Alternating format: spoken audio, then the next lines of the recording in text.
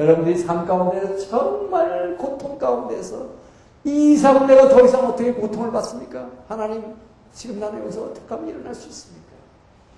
이때 여러분 여호와 하나님께 정말 통곡하면서 부르짖어보려고요. 정말 그 여호와 하나님께 내 모든 것을 털어놓고 통곡하면서 부르짖을 때 그 하나님의 의지하여 여러분이 일어날 수가 있습니다.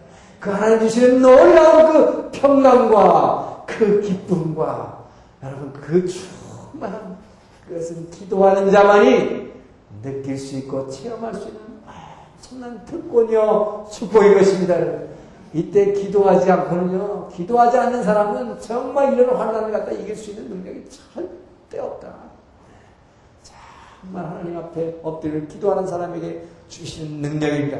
다윗은 바로 이 기도의 능력을 알았기 때문에, 그렇기 때문에 그가 늘 유일하게 하나님께 기도했던 그 유일한 청하였던, 내가 청하였던 한 가지 일, 그것만 구하겠다고, 늘 성전에서 그 하나님만을 사모하겠다고 그렇게 기도한 시편 27편 4절의 고백이 바로 이런 데서 나온 것이다.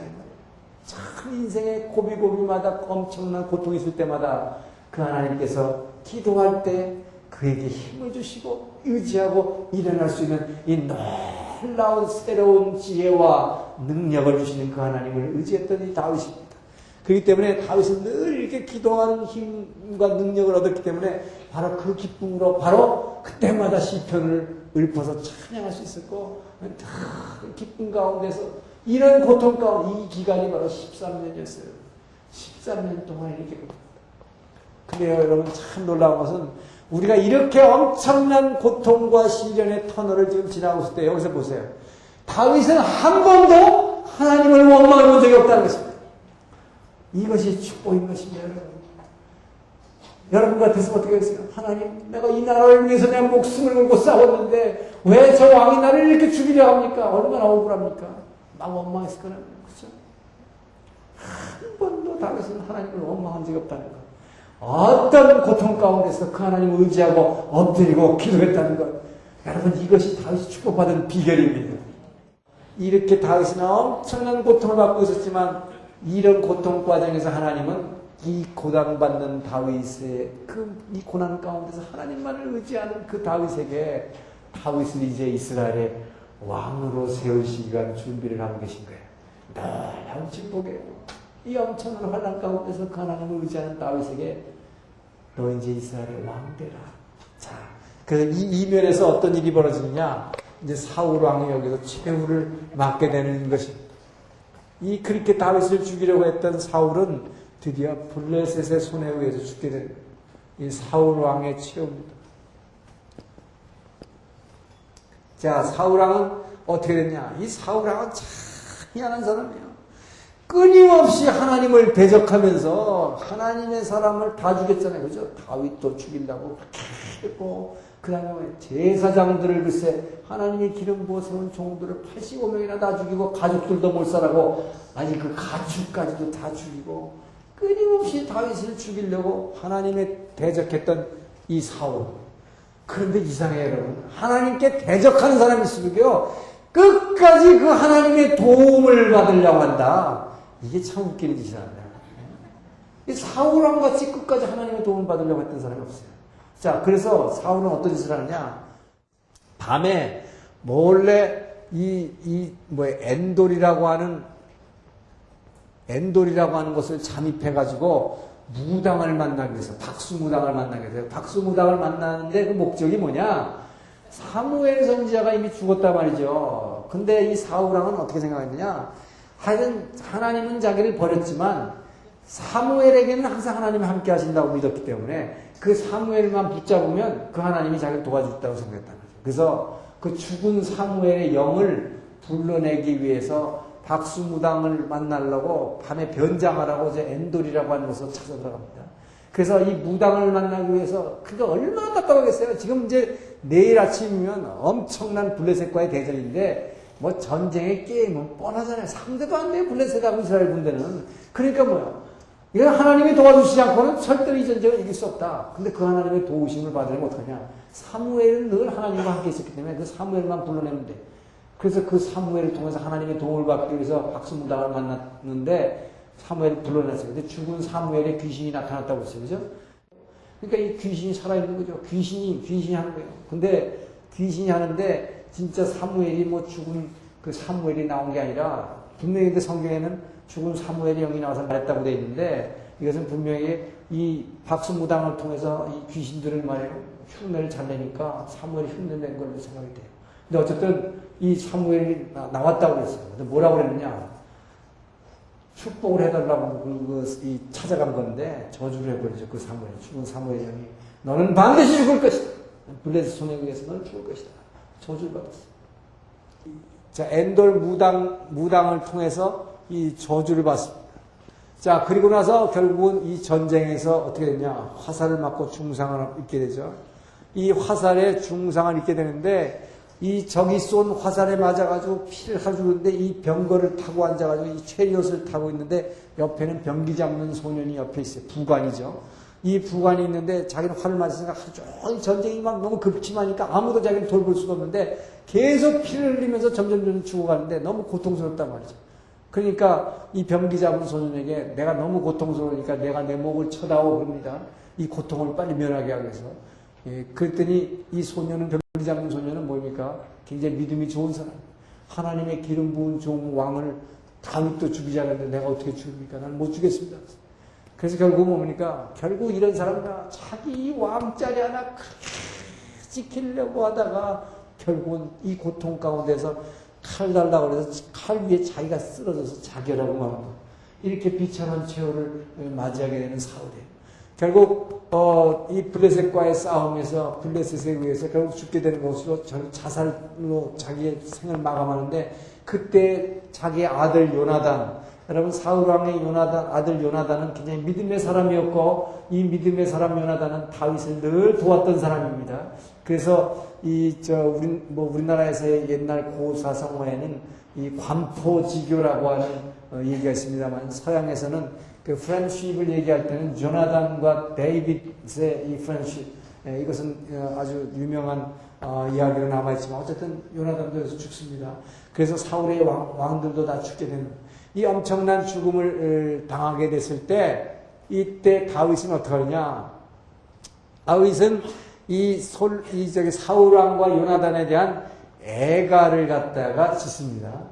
이 애가를 작곡해가지고 이것을 작곡해가지고 이스라엘 백성들에게 불리게 하죠. 참 이것이 대단한 다윗의 이게 정치적 감각과 영적 감각이 정말 풍부한 사람에서 나타나는 결정이에요. 그래서 이스라엘의 처녀들아 너희들은 사울 왕을 위해서 슬피 울라 이렇게 얘기합니다. 여러분 생각해 보세요. 다른 사람 같았으면 아니 십몇 년 동안 나를 쫓아다니면서 죽이려던 저 블레셋한테 잘 죽었네 저거. 그래서 그런 거죠. 그런데 어떻게 했어요? 백성들에게 오히려 이 애가를 지어가지고 사울왕과 요나단을 막 지켜올리면서 너 사울왕 이 빠른 사자와 같이 발빠른 이 사울왕이요. 그러면서 막 높이 칭송하죠. 그러면서 애가를 져서 이스라엘 처녀들에게 너희들 이 사울왕을 위해서 울라 애도하라 이렇게 했을 때 이 백성들이 여러분 어떻게 생각했어요? 저 사람이 언제 블레셋에 망명을 간 사람인가? 이런 거 하나도 생각 못 한다는 거죠. 그죠? 참 대단한 사람이 이거 다윗이라는 사람. 그러니까 정말 이 속 깊은 곳으로부터 사울에 대한 저주와 막 증오심과 적개감이 있었으면요. 이렇게 할 수가 없는 거예요. 바로 이것이 정말 하나님만을 의지하고 늘 그 고통 가운데서 내게 주는 고통이 사울왕이 내게 주는 고통도 하나님께서 나를 갖다가 천군과 같이 단련하기 위해서 주는 그런 시련이라고 믿었기 때문에 이 다윗은 사람을 미워하지 않았던 것입니다. 정말 물론 미워하는 마음이 완전히 없지는 않았겠지만 그 하나님의 의지에서 늘 이것을 이 미움으로 하지 않고 그 하나님을 의지해서 이겨냈던 사람입니다. 그랬을 때 결국은 이 백성들이 결국 다윗을 추대하게 되는 것이죠. 자, 이렇게 됐을 때 다윗은 사울왕이 죽었으니까 내가 이스라엘의 왕이 될까 이렇게 하지 않았다는 거죠. 그 하나님 제가 갈 길을 하나님께서 제게 일러달라고 그렇게 기도하게 됩니다. 제가 지금 어떻게 해야 됩니까? 자, 그랬을 때 하나님께서는 너는 우선 이 헤브론으로 가라 그랬어. 헤브론. 이 헤브론이라는 게 이 유다 광야에서 밑에 있죠. 헤브론이라고 하는 게 바로 누구의 땅입니까? 이것이 바로 유다 지파의 본거지요. 이것이 제일 옛날 위로 올라가면 어떻게 되냐? 이게 바로 아브라함과 이삭과 야곱이 있었던 본거지입니다. 바로 이 땅으로 가라. 그래서 유다 지파의 왕이 되라. 그래서 이때에 다윗은 드디어 이제 이 소년 17세 때에 기름 부음 받고 나서 13년 만에 만 30세의 나이에 유다의 왕으로 등극을 하게 됩니다. 유다 왕이 되는 것입니다. 유다 왕. 유다 지파의 왕이 되는 것입니다. 유다 왕으로 등극하는데 이 30세 유다 왕으로 등극하는 게 바로 예수님이 공생애를 시작하는 그 30세의 나이입니다. 바로 이때에 유다 지파의 왕으로 등극을 하게 되고, 자, 이렇게 되다 보니까 사실은 이스라엘의 역사 가운데 어떻게 됐냐? 아직까지도 뭡니까? 이게 전체 이스라엘인데, 이스라엘에서 하나님이 사울왕이 죽고 나니까 이 유다 지파의 왕이 되라 그러는 바람에 결국은 사실상 일시적인 남북 관계가 형성이 됩니다. 그래서 일시적으로 지금 통일 이스라엘이 있기 전에 이스라엘의 역사는 일시적인 남북 왕조 시대가 있었는데, 이것이 다윗 왕이네. 이때가 이제 이 남북 왕조 시대.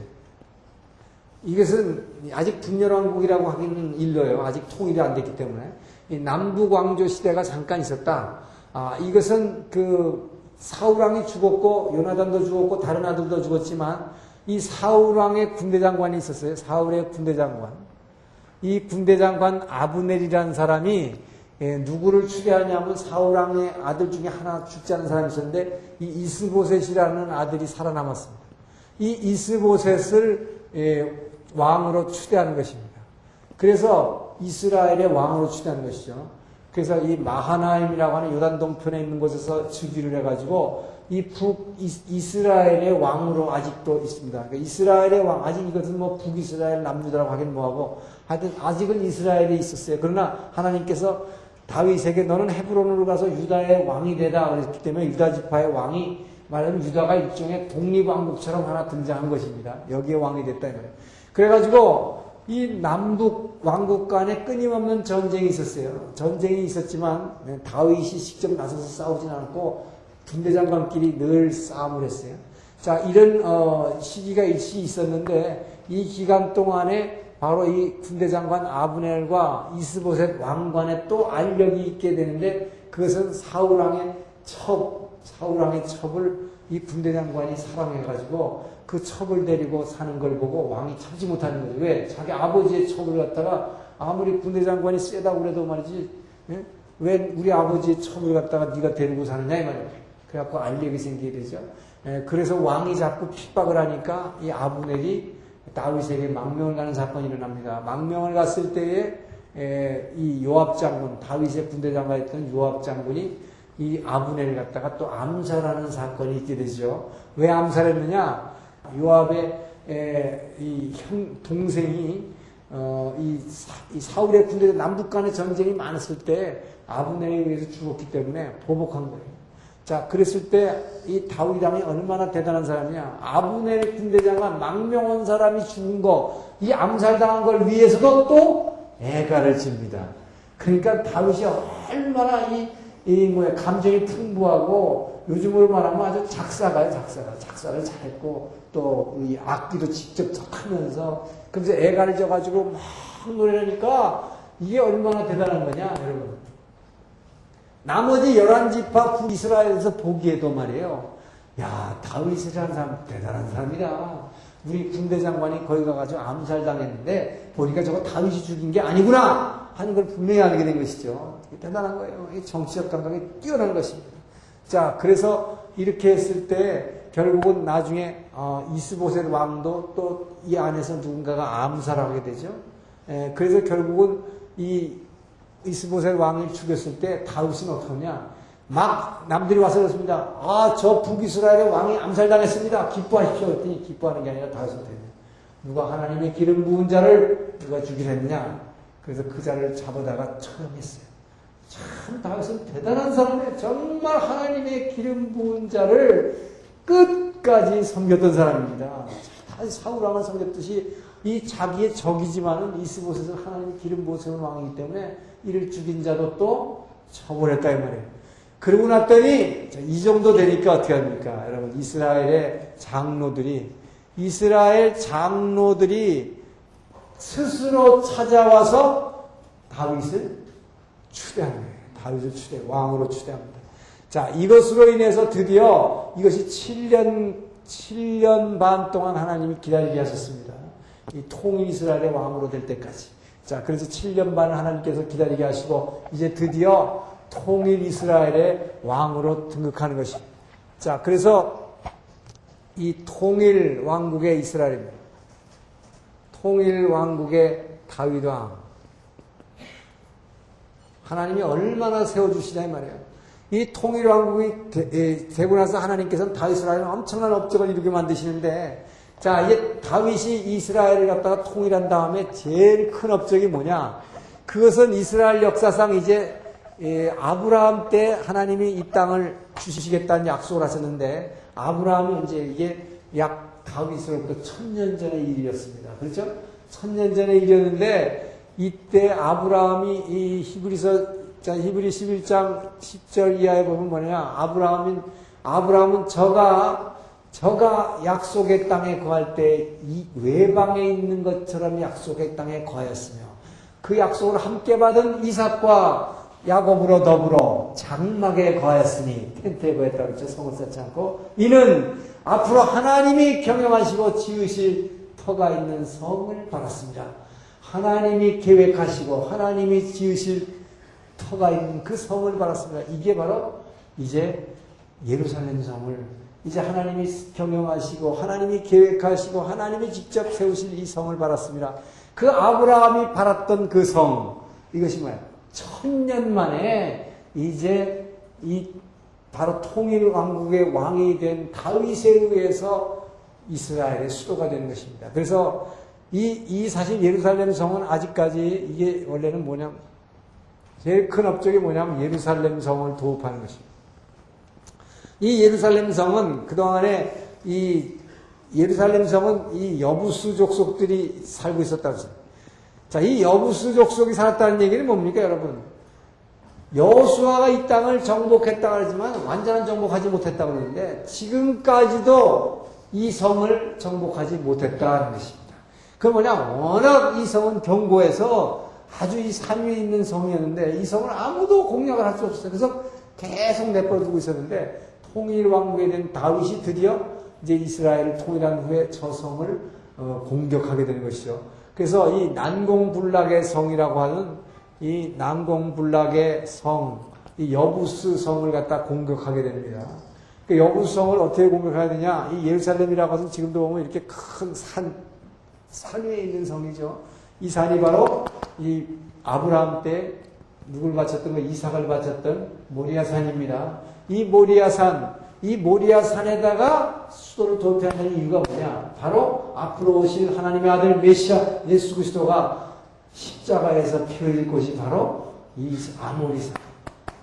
아브라함이 내 모양, 하나님께서 아브라함에게 내가 독생자도 아끼지 아니하였거늘 한 그곳입니다. 하나님의 아들 독생자를 이곳에서 바로 십자가에서 피 흘릴 이 산을 정복하게 되는 것이죠. 자, 그래서 이 밑에 있는 땅굴을 파게 되는데, 뭡니까? 이 샘물을 파게 되죠. 이게 기혼샘인데, 이 기혼샘의 샘물을 갖다 땅굴을 파게가지고, 이 밑으로 해서 이렇게 위로 올려버리죠. 이렇게 위로. 그래가지고 어떻게 하느냐? 이 위에 있는 이 여부성 사람들이 밑에 내려다보지 못하게 하기 위해서 여기다가 높이 성을 쌓았어요. 담장을 쌓았어요. 그러니까 내려다보지 못하게 해놓고, 그래 놓고 여기 밑에서 땅굴을 팠단 말이에요. 땅굴을 파가지고, 땅굴인데 이게 샘물 이렇게 흐르게 쭉 해가지고 이 위로 끌어올렸어요. 이렇게 해가지고 이들이 이 위로 공격해가지고 이 여부수성을 함락하게 됩니다. 나중에 히스기야 왕 때 이 기온 샘물을 갖다가 이쪽으로 끝까지 관통을 시켜가지고 물을 성 안으로 끌어들이게 한 거, 이게 실로암 연못이에요. 실로암 연못이 되죠. 이건 나중에 히스기야 왕 때인데, 어쨌든 이렇게 해서 예루살렘 성을 갖다가 점령하게 되고 이 땅을 이제 하나님의 나라의 수도로 삼게 되는 것이죠. 자, 그래서 이것이 아브라함 이후 1000년 만에 이루어질 그 성이다. 하나님이 경영하시고 지으실 터가 있는 성을 받았습니다. 그래서 이 예루살렘 성, 바로 이 예루살렘 성에서 예수님의 십자가 사건과 부활이 있는 것이 바로 이곳에서 이루어지는 것이죠. 자, 이렇게 예루살렘 성을 도읍했고, 그리고 나서 이 다윗의 업적이 뭐 여러 가지 있습니다만, 블레셋을 갖다가 제압했다는 것도 있고, 이 다윗의 업적 중에서 여기서 진짜 중요한 건 뭐냐? 예루살렘 성을 도읍한 다음에, 이 예루살렘 성을 도읍한 다음에 이 성을 그냥 도읍했다는 얘기는 뭐냐면 왕이 있는 수도라는 뜻입니다. 수도. 그러나 이 다윗은 이 성이 그냥 다윗 왕, 사람의 왕으로서의 이 왕이 있는 수도가 아니다. 이것은 어떤 수도가 되어야 되느냐? 그 다윗이 그렇게 의지하고 믿는 하나님이 계시는 곳. 자, 하나님의 도성으로 만들어야 되겠다. 바로 여기에서 다윗이 하는 것이 뭐냐? 하나님의 법궤를, 이 법궤를 갖다가 이 다윗성에다가 입성시키는 것이었습니다. 이것이 다윗으로서는 가장 큰 업적이라고 했습니다. 예루살렘을 도읍한 다음에 하나님의 법궤를 이곳으로 옮김으로 말미암아 드디어 이 성이 하나님이 계시는 수도가, 이 세계의 수도가 되는 것입니다. 그래서 하나님이 계시는 수도로 만드는 것, 이것이 다윗의 참 놀라운 위대한 업적이라고 할 수 있어요. 이 법궤로 옮기는 과정에서 처음에 이 마차에, 이게 소가 끄는 이 우마차에다가 이걸 싣고 옮기다가 제사장이 죽기도 했고 여러 가지 일도 있었습니다만은 다윗은 이 법궤가 이 예루살렘 성으로 들어오는 걸 보면서 너무너무 기뻐서 왕이 옷을 다 벗어 던지고 그냥 춤췄다고 했어요. 그래서 이 사울왕의 딸 미갈, 그 다윗의 첫 아내가 그걸 아주 매우 불쾌하게 여기면서 신여기면서 조롱해서 비난했다고 그랬어요. 왕이 어째서 그렇게 참 뭐가 없다고 그러나, 세심도 없다고 그러나, 그러면서 막 비난했다 이거죠. 그때 다윗이 이렇게 춤췄던 것은 여러분 이 심정을 여러분 아니에요. 여러분이 다윗의 이 심정을 이해합니까? 정말 10여 년 동안의 큰 고통 가운데서 자기를 날마다 죽음 가운데서 자기의 생명을 나의 생명 되신 그 하나님, 나의 생명 되신 주, 밤낮 불러서 찬송을 드려도 늘 아신 마음뿐이세. 이 마음을 가진 다윗이, 그 하나님을 이 안에다가 모신다고 생각했을 때 다윗은 정말 그 영혼의 깊은 곳으로부터 감사와 찬양과 영광을 드렸던 것입니다. 그렇기 때문에 옷을 벗은 것이 창피하지 않았고 그래서 정말 그 기쁜 마음으로 춤췄을 때 그 하나님이 보시기에 얼마나 기뻐하셨겠습니까? 이 마음을 안내 말이에요. 자, 다윗은 이렇게 엄청난 업적을 세웠습니다만은, 자, 이렇게 엄청난 업적이 있고 나서 하나님이 축복하시면 인간이 어떻게 돼요? 꼭 죄 짓는 거예요, 여러분. 이게 인간이 절정에 오르와가지고 말이죠. 하나님이 엄청난 축복, 다윗이 한 일이 지금 뭐예요? 굉장한 일을 했죠. 그죠? 지금까지 보십시오. 험난한 인생의 과정에서 하나님만을 붙들었고, 그 하나님께만 의지했고, 엄청난 고통 가운데서 하나님만 바라보고 왔고, 또 이렇게 예루살렘 성을 도봐 그 어떤 사람도 하지 못하는 엄청난 일을 하고 하나님의 법궤를 들여옴으로써 이 성을 왕의 성이 아니고 하나님의 도성으로 만들었는데, 요한계시록에도 보면요, 하나님이 끝까지 이기는 자에게는 내가 그 이마에 하나님의 도성, 하늘로서 내려온 하나님의 도성의 이름을 그 이마에 새겨주리라. 얼마나 하나님께서 이 예루살렘 성을 귀중하게 여기신지 여러분 아셔야 된다. 자, 그런데 이렇게 엄청난 일을 했지만 그러고 나니까 범죄한다. 이 범죄가 뭡니까? 바로 이게 밧세바 사건이다. 밧세바 사건. 자, 어느 화창한 봄날 오후, 기가 막힌 무대죠. 이 왕들이 전쟁에 출전할 때라고 했습니다. 왕들이 그 당시 동쪽에 있는 이 암몬족들을 치기 위해서 이 왕들이 이제 요단강을 건너서 막 왕들이라는 게 여기 장군들이죠. 장군들이 전부 출전할 때인데, 이제 이렇게 이제 수도를 도읍하고 나서 여기서 이제 왕이 이제 들어섰을 때 이 장군들이 걱정이 됐단 말이에요. 왜냐하면 이 여부수 성을 점령할 때도 그랬고, 이 굉장히 그동안에 블레셋과의 싸움 가운데서 다윗이 생명의 위태위태할 때가 여러 번 있었기 때문에 이 장군들은 이제 이제 통일왕국에 이제 모든 걸 다 이뤘고 수도도 세웠고 했는데, 이제는 다윗 왕이 이런 전쟁 같은 데는 나가지 마십시오. 우리가 다 알아서 한쳐낼 테니까 왕은 그저 만세수를 누리옵소서 이러면서 평안히 있으라 그랬단 말이에요. 그러니까 이제 할 일이 없어진 다윗, 뭡니까? 정말 어느 따뜻한 봄날 오후에 늦잠을 잤단 말이에요. 낮잠을 잤어. 낮잠을 자다가 오후 한 4, 5시 경에서 깼단 말이에요. 그냥 자빠져 잘 것이지.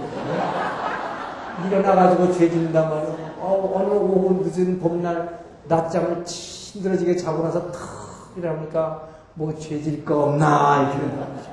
인간에게 그래요. 등 따시고 배부르면요. 죄질 거 없나. 너무 평안한 거예요. 너무 평안해. 그러니까 일어나서 성의를 어슬렁어슬렁 거닐었는데 못 볼 걸 봤다 이거 아닙니까? 그죠? 그 여자 이름이 죄가 됐어요. 이름이 뭐예요? 바세바라는 게. 이 바세바가요, 이게 스펠이 이렇게 되는데, 이게 콩글리시로 하니까 이대로 목욕하는 그 여자를 봐거든, 이게. 베시바예요, 이름이, 베시바. 그러니까 안 볼 수가 없잖아요. 그런데요, 뭐 죄질 거 없나 하고 돌아다니는 사람한테 죄질 게 딱 보이게 돼 있어요. 그러니까 목욕하는 여자가 볼 수밖에. 근데 이 여자가 하여튼 되게 아름다웠던 것 같아. 성에서 내려다보는 이 목욕하는 여자 누군가 알아봐라. 알아보니까 이게 해필이면 말이죠. 자기의 아주 충직된 장군 우리야 장군의 아내다 이 말이에요. 근데 그 장군은 어디 갔느냐? 암몬하고 전쟁하러 나갔다. 불러오라. 그래가지고 뭡니까? 강간한 거죠. 사실 강간인데 왜? 그 당시에 절대적 군주인 왕은 무슨 명령인지 뭐 다 듣게 돼 있으니까 그 여인을 불러오라고 누구지 다 알았어요. 그러니까 누구냐, 남편이 누구냐 다 알았어요. 그러면서도 뭐예요? 그러면서도 목욕하고 와라. 그래가지고 뭐예요? 강간했단 말이죠. 자, 강간했는 것만 끝난 게 아니라, 그러니까 사람이 죄짓기 시작하면 여러분 보세요. 다윗이 이렇게 하나님을 의지하고 이 고난 가운데, 이 고난이 얼마나 축복이냐. 이렇게 고난 있을 때는 하나님만 바라봤는데, 너무 편하게 정말 등 따시게 배부르니까 죄질 거 없나 이렇게 보게 된다. 자, 그러다 보니까 정말 얼마나 엄청난 죄를 집니까? 강간했죠? 이게 뭐 십계명에서 뭐야? 간음하지 말라. 강간했단 말이에요. 거기다가 뭐 살인하지 말라. 살인죄까지 진대요. 살인죄. 이 살인죄는 왜 진 겁니까? 우연히 진 것도 아니에요. 어쩔 수 없이 진 것도 아니에요. 완전히 계획적인 살인. 이게 미국에서 보면 아주 1급 살인죄라고 해요. 1급 살인죄. 그죠? 계획적으로 죽이려